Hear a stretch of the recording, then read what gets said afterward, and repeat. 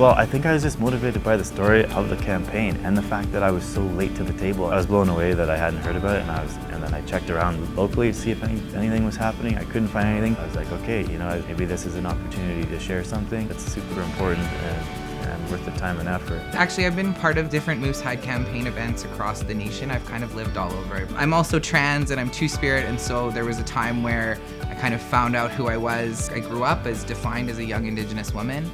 I went through a lot of the same things that you hear about in the news.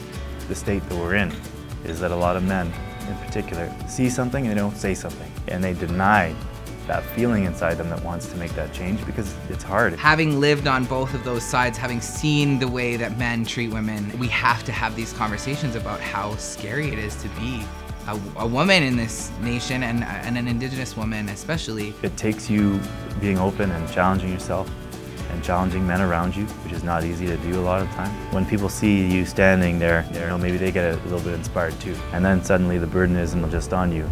You have a team, and it's bigger than us individually, and it's for a positive direction that we want the world to go in. We know how important it is to take the space to reflect and to consider and to go into ourselves and say, what do I need to change?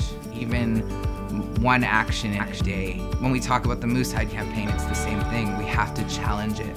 We have to value Indigenous life, Indigenous women, Indigenous children, Indigenous Two-Spirit people. And so I challenge people to listen to our stories and do something about it.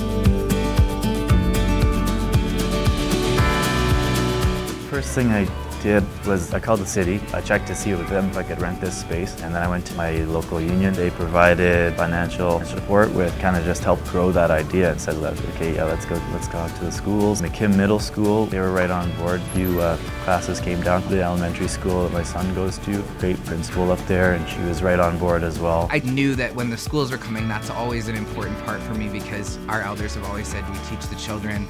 The children are the center, the children are our future. To see the teachers bring the classes, to make it an important thing to be at was incredible. The schools want to be more involved next year, and same with local businesses. The overall feedback was really great. I was really surprised at how many people came out, especially in Kimberley. It's a small town. So incredibly humbling to be a part of that. I'm just very grateful that everybody showed up and was present. We have Truth and Reconciliation. We have the inquiry into missing murdered Indigenous women. Still, it's terrifying to me that people still don't believe these things happen. People are still denying it. My elders often say, we need truth before reconciliation.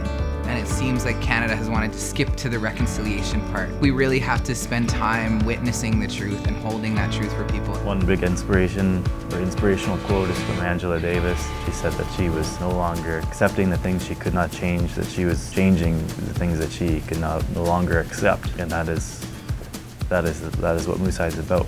If you think for a second that you should maybe do this, then you should do it. And it doesn't have to be perfect. I think people don't actually understand what it means when we see vocal support. You don't always know if your neighbor is an ally. You don't always know if the person you're talking to supports Indigenous people or not.